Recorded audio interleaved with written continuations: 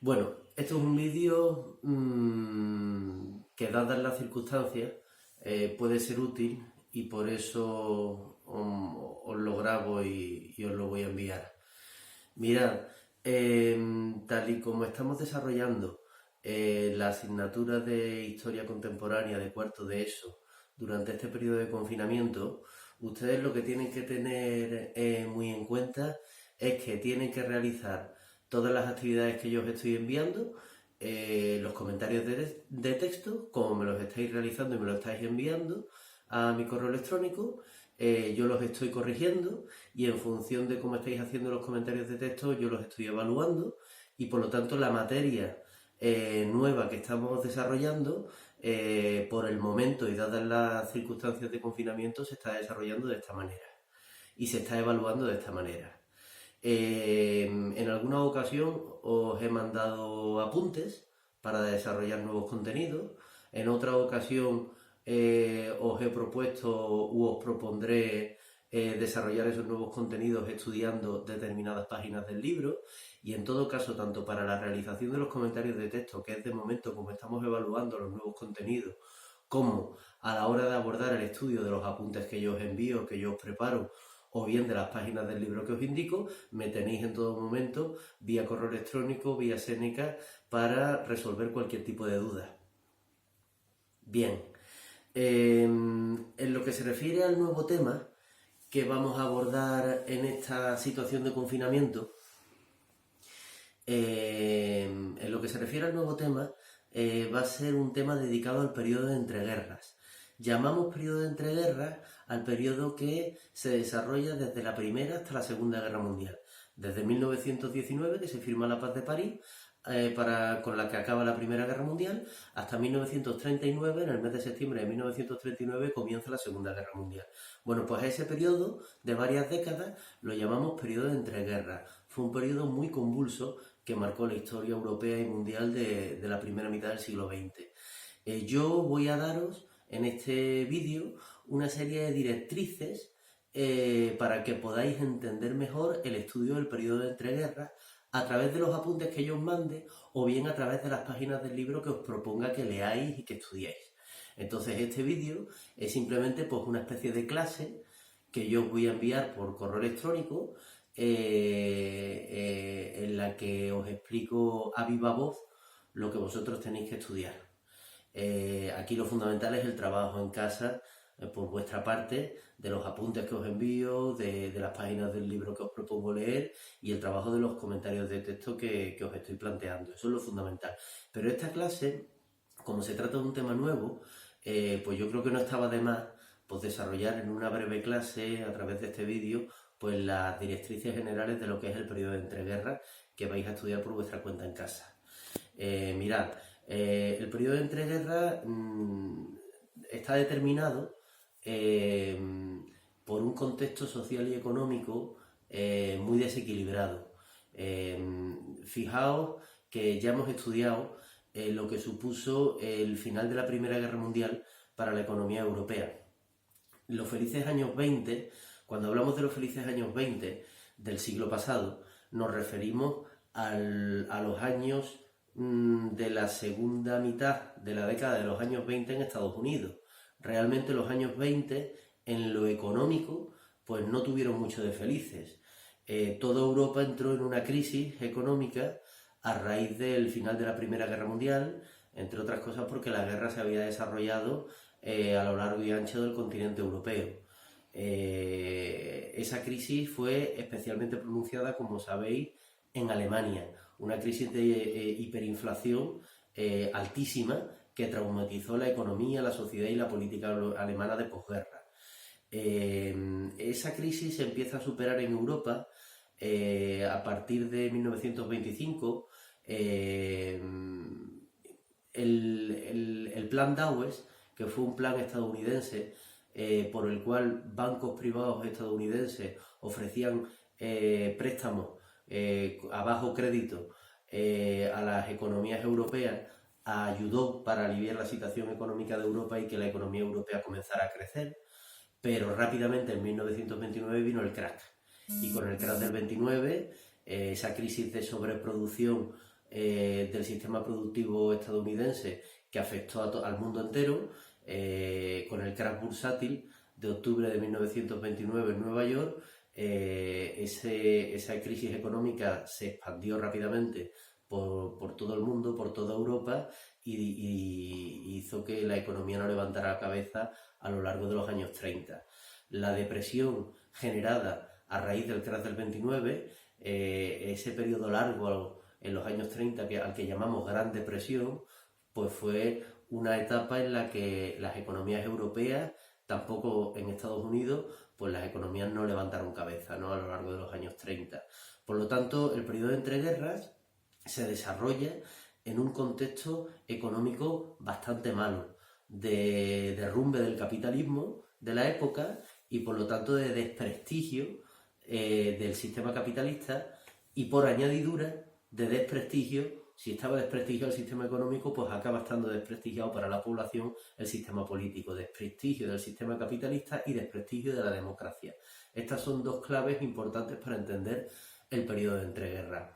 Ante los desastres económicos provocados por la Primera Guerra Mundial, por la crisis de la hiperinflación en Alemania, por la crisis del 29 y la Gran Depresión de los años 30, fijaos el destrozo económico. Os recuerdo algunos datos que ya hemos trabajado alguna vez en clase. En Estados Unidos en los años 30 más del 27% de la población activa estaba desempleada. En casi todos los países de Europa la tasa de desempleo se elevaba por encima del 27% de la población activa. En los países escandinavos, Suecia, Noruega, Dinamarca, la tasa de desempleo se elevaba por encima del 40% de la población activa. En Alemania, en los años de la Gran Depresión, el desempleo se elevaba por encima del 44% de la población activa. En esa época no existía escuela pública, no existían hospitales públicos, no existían subsidios de desempleo. ¿Qué quiero decir con esto? Que esa inmensa legión de trabajadores desempleados en Europa estaban con una mano delante y con otra detrás. La dieta diaria de un trabajador desempleado en el periodo de entreguerras en Europa era una taza de café y algo de pan. Eso es lo que tenía una parte importantísima de la población trabajadora europea durante los años de la Gran Depresión, y eso hizo que se desprestigiara el sistema económico capitalista y, por añadidura, el propio sistema político democrático.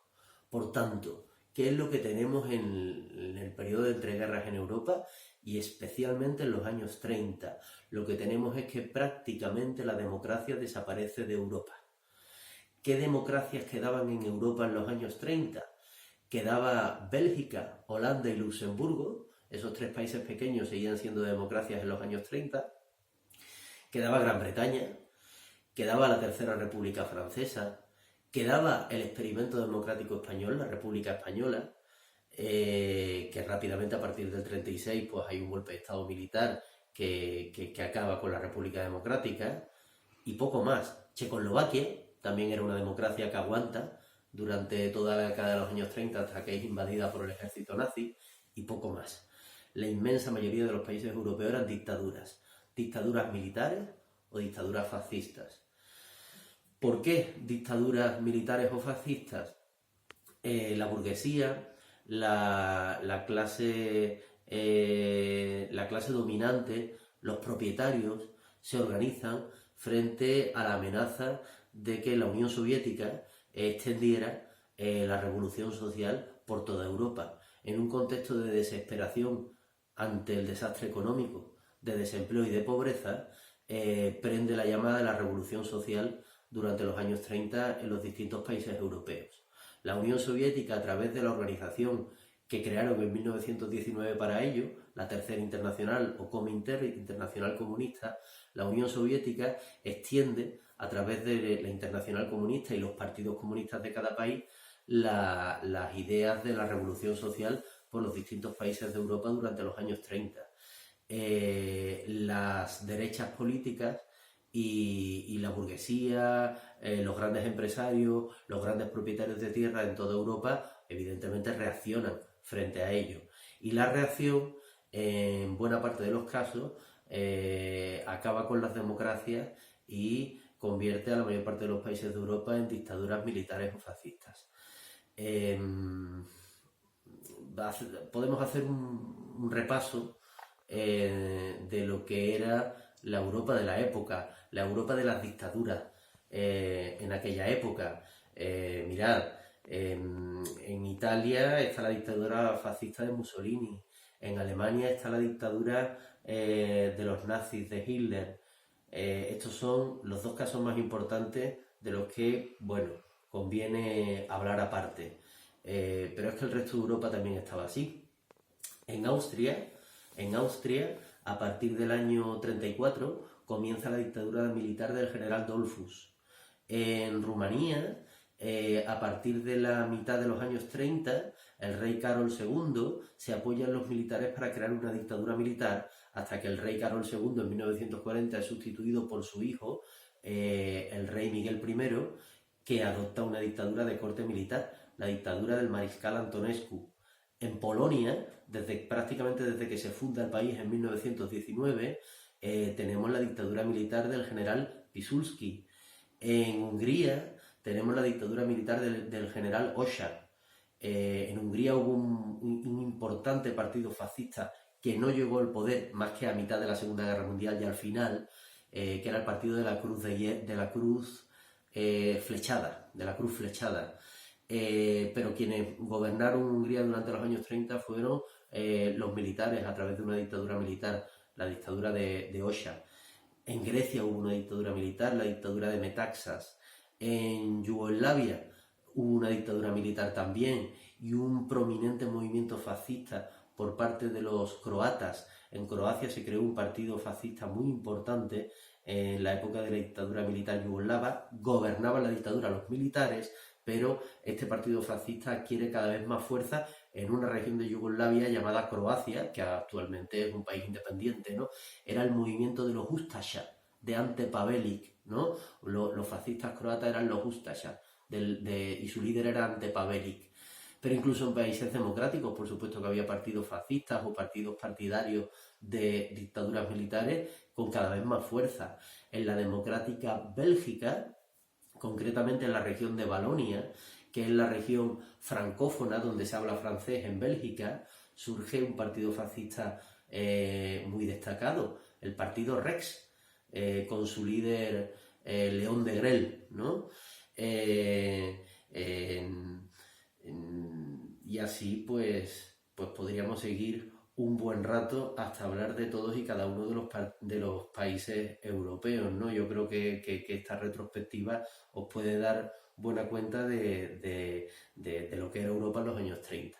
Eran dictaduras militares o fascistas fundamentalmente, como reacción ante la desesperación social provocada por el desastre económico generado por la Gran Depresión y la presión de los partidos comunistas que a través de la Tercera Internacional intentaban expandir las zonas de influencia de la Unión Soviética, del país de la Revolución, que estaba presionando desde el este y que tenía partidos comunistas cada vez más importantes con cada vez más fuerza, ¿no?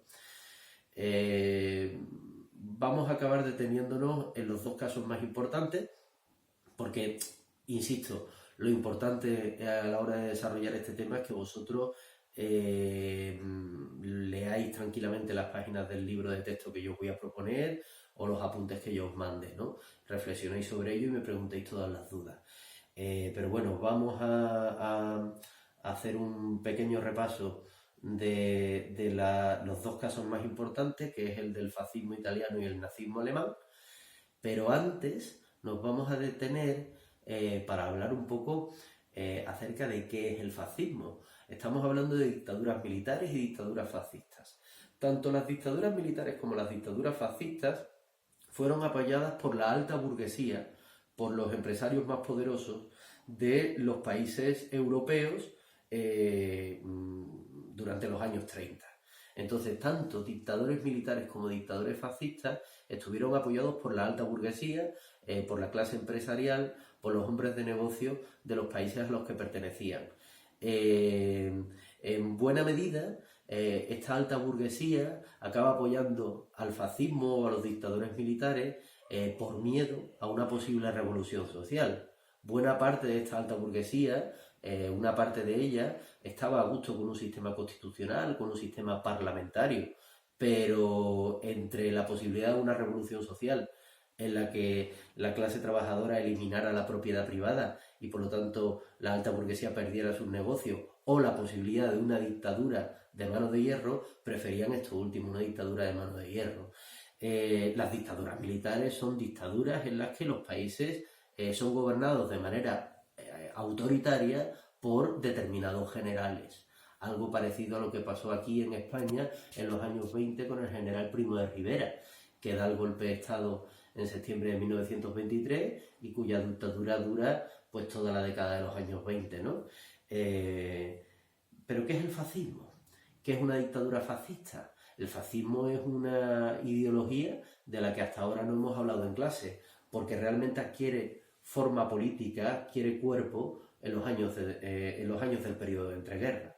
El fascismo surge en Europa a raíz de la Primera Guerra Mundial, se desarrolla y crece a lo largo del periodo de entreguerras y muere con la Segunda Guerra Mundial. El fascismo pierde la Segunda Guerra Mundial y por lo tanto el fascismo desaparece de la faz de la Tierra, desaparece del contexto político europeo y mundial en el momento en el que pierden la guerra. ¿Qué fue el fascismo?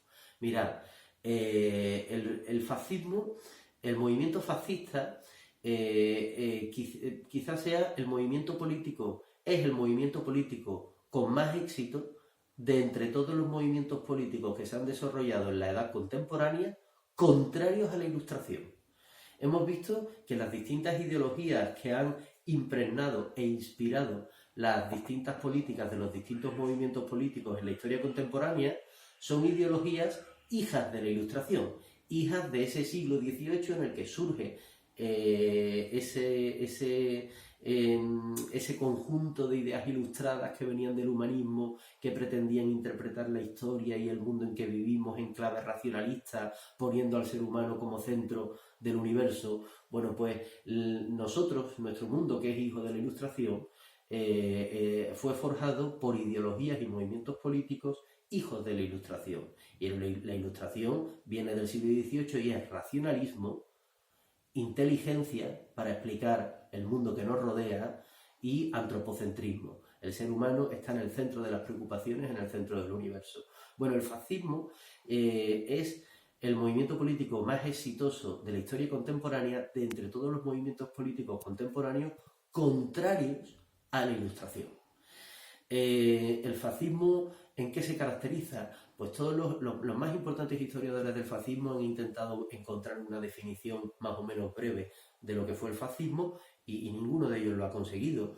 Quien más se acercó a ello fue Stanley Payne en su famoso tratado sobre la historia del fascismo, pero la definición que plantea Stanley Payne no es una definición, es prácticamente, bueno, pues son 25 o 30 páginas, ¿no? En 25 o 30 páginas trata de definir Stanley Payne qué es el fascismo, pero eso no es una definición, eso prácticamente es un tratado breve de historia del fascismo, ¿no? ¿Qué fue realmente el fascismo? Bueno, mirad, vamos a detenernos simplemente, para que lo podáis identificar bien, en distintos elementos importantes que comparten todos los fascismos europeos del periodo de entreguerras. El fascismo es un movimiento muy nacionalista, de carácter nacionalista. La bandera del fascismo es la bandera de la nación. Por lo tanto, los partidos fascistas en los distintos países de la Europa de entreguerras consideraban que cada ciudadano de cada país tenía que convertirse en un militante a favor de la nación, de la bandera nacional. Es un nacionalismo extremo partidario de los imperialismos, es decir, es un nacionalismo imperialista, partidario de crear grandes imperios. Por lo tanto, el fascismo es un producto de los imperialismos del siglo XIX. A lo largo del siglo XIX, cada potencia industrial europea desarrolló imperios coloniales y precisamente como derivada de esos imperios coloniales de finales del siglo XIX, principios del siglo XX, surge el fascismo en los años 20, ¿no? Por lo tanto, el fascismo es un movimiento político muy nacionalista que además trata de convertir a su país, al país que está gobernando el fascista en cuestión, en un gran imperio. Por lo tanto, los fascistas italianos, por ejemplo, Mussolini, soñaba con resucitar el Imperio Romano. Los fascistas alemanes, los nazis de Hitler, soñaban con resucitar el Sacro Imperio Romano Germánico. Los españoles, el fascismo español, Falange Española, soñaba con resucitar el imperio de los reyes católicos. Cada país, cada gobierno fascista o cada partido fascista trataba de resucitar el viejo imperio que consideraban que le había dado pues, los siglos de mayor gloria a esa nación, ¿no? Es un nacionalismo de carácter extremista y es un nacionalismo partidario del imperialismo, ¿no? De crear grandes imperios. Por otra parte, el fascismo es un movimiento antidemocrático, antiilustrado y antiparlamentario. Los fascistas no creen en la palabra. Los fascismos no creen que los problemas de un país vayan a resolverse a través del debate, a través de la palabra y a través de leyes que surjan fruto de ese debate. Ese es el mundo en el que vivimos, es el mundo producto de la Ilustración. La democracia viene de ahí, ¿no? El fascismo es un movimiento antiparlamentario, antiliberal, antidemocrático. Por lo tanto, no cree que las cosas se resuelvan en un parlamento de representantes elegidos por el pueblo que mediante la discusión y el debate construyan nuevas ideas y planteen soluciones a través de leyes. En eso no creen los fascistas. Los fascismos creen en el líder, que cada partido fascista considera que su nación es una gran nación, que tiene que construir un gran imperio y que eso se tiene que hacer siguiendo las directrices del líder del partido fascista en cuestión, que se tendrá que convertir en el líder de su país, en el líder de su nación. ¿Y cómo se forja el líder?